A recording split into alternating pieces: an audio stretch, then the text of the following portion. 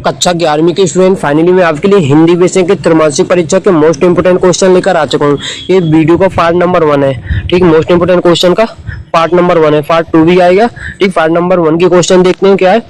पहला क्वेश्चन आपको देखो ये रहेगा, काव्यखंड के पद्य साहित्य के इतिहास एवं प्रवृत्ति में 2 अंक की क्वेश्चन है। 2 अंक की क्वेश्चन का पहला क्वेश्चन रहेगा, सगुण और निर्गुण धारा में अंतर स्पष्ट करना है। आपको सगुण और निर्गुण धारा में अंतर स्पष्ट करना है। वीडियो को अंत तक देखना, क्योंकि मैं आपको बताऊंगा त्रैमासिक परीक्षा में कौन कौन मोस्ट इंपोर्टेंट क्वेश्चन है आ सकते हैं इनमें से भी। ठीक, ये तो सब मिला के मैंने जो सिलेबस के अनुसार आपको इंपोर्टेंट क्वेश्चन बता रहा हूँ।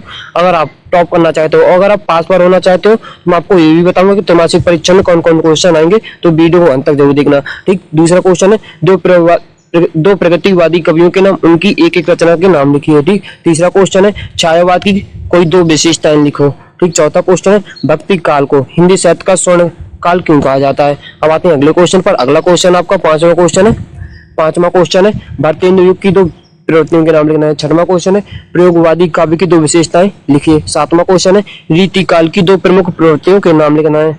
ठीक, अब आते हैं काव्यखंड के आरोह विभाग के 2 अंक की क्वेश्चन पर, कवि ने अपने को दीवाना क्यों कहा है। ये देखो पाठ पुस्तक के आधार पर क्वेश्चन है।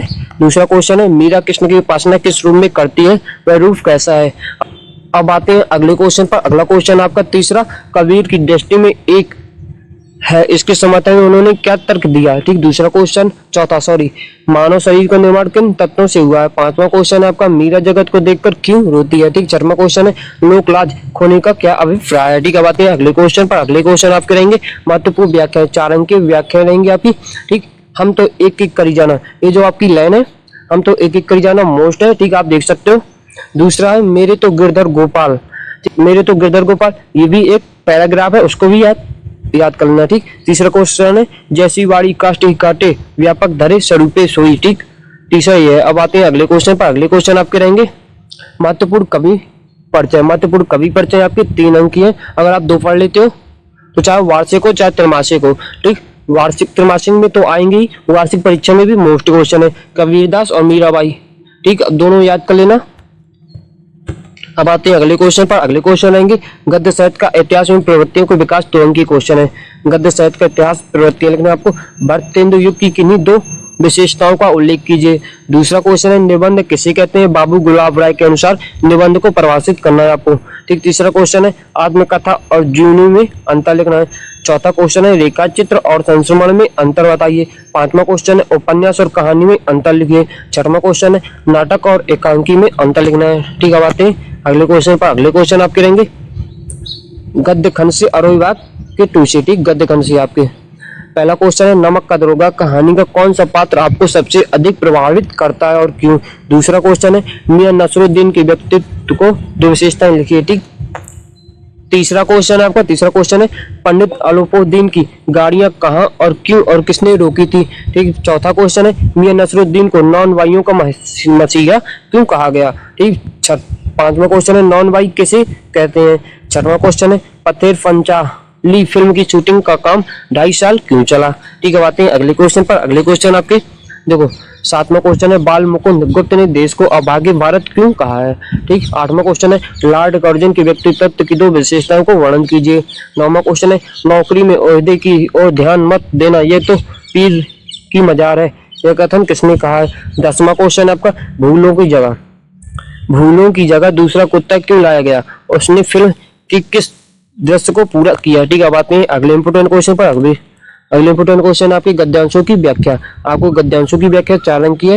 ये आपका पैराग्राफ होगा, नौकरी में ओहदे की ओर ध्यान मत देना, ऊपरी आय बहता हुआ स्रोत जिससे सदैव व्यास बहती है। ये पूरा नहीं है, देखो ये पूरा मत समझ लेना, ये पैराग्राफ होगा, वहां पर आपको पढ़ लेना, ये आपकी मुख्य लाइन है। ठीक, दूसरा क्वेश्चन है, दुनिया सोती है पर दुनिया की जीभ जागती है, मानो संसार में सब पापी का पाप कट गया। ठीक, तीसरा क्वेश्चन है, मियां नसरुद्दीन हमारी और कुछ ऐसे देखा कि भाई बहन दूसरे से चिपक कर बैठे। ठीक, अब आते हैं अगले क्वेश्चन पर। अगला क्वेश्चन आपका महत्वपूर्ण लेखक परिचय। देखो महत्वपूर्ण लेखक परिचय प्रेमचंद और कृष्ण सोबती हैं। ये 3-3 नंबर के हैं और दोनों क्वेश्चन याद करना।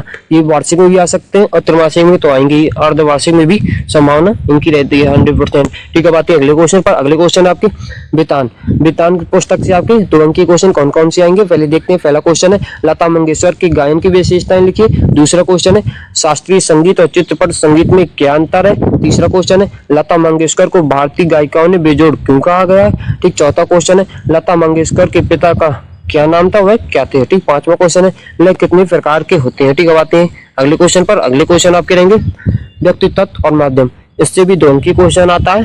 ठीक, तो देख लेना। पहला जनसंचार माध्यमों के उद्देश्य और विशेषताएं लिखिए। अगर आपको इनकी आंसर सहित पीडीएफ चाहिए हो तो कमेंट में बता देना, मैं आपको प्रोवाइड करा दूंगा। ठीक है, टेलीग्राम चैनल को ज्वाइन कर लेना, वहां पर आपको इसकी पीडीएफ सहित मिल जाएगी।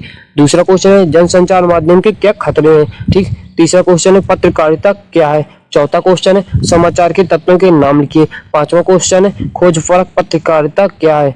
छठवां क्वेश्चन है अंतर व्यक्ति संचार में क्या आशा है। सातवां क्वेश्चन है पीठ पत्रकारिता किसे कहते हैं। अब आते हैं अगले क्वेश्चन पर। अगले क्वेश्चन आपका 8वां इंटरनेट क्या है।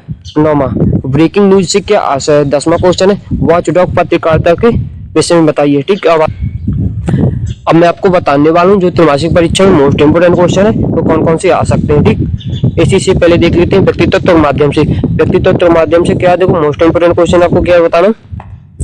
जनसंचार माध्यम पहला क्वेश्चन है आपका मोस्ट इंपोर्टेंट क्वेश्चन है, और दूसरा समाचार तत्वों के नाम और कौन कौन से हैं। दूसरा क्वेश्चन यही है जनसंचार माध्यम के क्या खतरे हैं, फिर दूसरा ही है। ठीक, और 2-3 क्वेश्चन याद कर लेना। ब्रेकिंग न्यूज से नहीं, वॉचडॉग पत्रकारिता की विषय में बताइए। ठीक, आपको ये 3 क्वेश्चन याद कर लेना है अभिव्यक्ति और माध्यम से। अब आते हैं अगले क्वेश्चन से। तो वेदांत से क्या क्या मोस्ट इंपोर्टेंट क्वेश्चन है।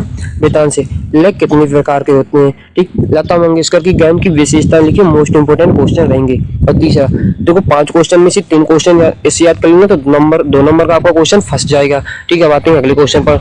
अगला क्वेश्चन आपका देखो महत्वपूर्ण परिचय में कौन कौन से आएंगे। देखो ये तो पता ही, दोनों पढ़ लेना, दोनों आ सकते हैं और एक भी आ सकता है। ठीक है, आते हैं अगले क्वेश्चन पर। ये आपको पता है तो इसका मोस्ट इंपोर्टेंट क्वेश्चन है। दूसरा इसमें से मोस्ट क्वेश्चन है दुनिया सोती है पर दुनिया की जीभ जागती है। ये मोस्ट इंपोर्टेंट क्वेश्चन है, त्रैमासिक परीक्षा में फुल संभावना बताई जा रही है इसकी। ठीक है, आते हैं अगले क्वेश्चन पर। अगले क्वेश्चन आपके देखो गद्य खंड से देखते हैं। गद्य खंड से आपको नमक का दरोगा, ये मोस्ट इंपोर्टेंट क्वेश्चन है। ठीक, और क्या है मियां नसरुद्दीन नौन भाइयों को मसीहा क्यों कहा गया। ठीक, और तीसरा क्वेश्चन है आपका लॉर्ड कर्जन की व्यक्तित्व की 2 विशेषताओं का वर्णन कीजिए। ठीक, यही 3 मोस्ट क्वेश्चन है। 10 क्वेश्चन में से 3 ही मोस्ट क्वेश्चन बताए जा रहे हैं। ठीक, संभावना फुल बताई जा रही है उनकी। अब आते हैं गद्य साहित्य का इतिहास एवं प्रवृत्तियों के विकास क्रम में 2 अंक के क्वेश्चन कौन कौन से है। तो देखो वर्तमान युग की 2 विशेषताएं, ये मोस्ट क्वेश्चन है। नाटक एकांकी और उपन्यास कहानी में, ये most important question. 4 question most important question है। आत्मकथा और जीवनी, उपन्यास और कहानी, नाटक और एकांकी, भारतीय युग की किन 2 विशेषताओं के नाम लिखिए। ठीक, 6 क्वेश्चन में से 4 ही आपके मोस्ट इंपोर्टेंट क्वेश्चन है। ये देखो दोनों मोस्ट है, ये दोनों आ सकते हैं। ठीक, अब आते हैं अगले पार्ट पर। आपका रहेगा मेरे तो गिरधर गोपाल। तो पहला ही आपका मोस्ट इंपोर्टेंट क्वेश्चन है। आपको जो महत्वपूर्ण व्याख्या लिखनी है, हम तो एक एक कर जाना, एक को कोहरा साना। ठीक, अगले क्वेश्चन आपके रहेंगे काव्यखंड अरव वाक्य। अरव वाक्य आपके रहेगा कवि ने अपने को दीवाना क्यों कहा, ये मोस्ट इंपोर्टेंट क्वेश्चन है। ठीक, अब आते हैं अगले क्वेश्चन पर। अगला आपका ये रहेगा देखो मोस्ट इंपोर्टेंट क्वेश्चन मानव शरीर का निर्माण किन तत्वों से हुआ है। ठीक, ये मोस्ट इंपोर्टेंट क्वेश्चन है। और कौन सा क्वेश्चन है देखो मैं आपको दूसरी के बाद तीसरा क्वेश्चन ये है मीरा कृष्ण की उपासना किस रूप में करती है, वो रूप कैसा है। ठीक, अब आते हैं अगले इंपोर्टेंट क्वेश्चन पर। अगले इंपोर्टेंट क्वेश्चन है इससे काव्यखंड और पद्य साहित्य का इतिहास एवं प्रवृत्तियां। 2 अंक की क्वेश्चन इससे। तो सगुण निर्गुण धारा में ये तो नहीं आएगा। चाहे बात की कोई 2 विशेषताओं के नाम लिखना है, 2 विशेषताएं लिखनी है, उनके कवियों के नाम भी आ सकते हैं तो वो भी लिख देना। ठीक, और देखते हैं देखो रीति काल की 2 प्रवृत्तियां, प्रयोगवाद की 2 प्रवृत्तियां, और इसमें मोस्ट इंपोर्टेंट क्वेश्चन है ये भक्ति काल को हिंदी साहित्य का स्वर्ण काल क्यों कहा है। अगर वीडियो पसंद आई हो तो लाइक कर देना और चैनल पर नए हो तो सब्सक्राइब कर लेना। ठीक, और अगला पार्ट आपका कल आएगा तो उसे भी देख लेना। और तब तक के लिए ऑल द बेस्ट ऑफ जय हिंद।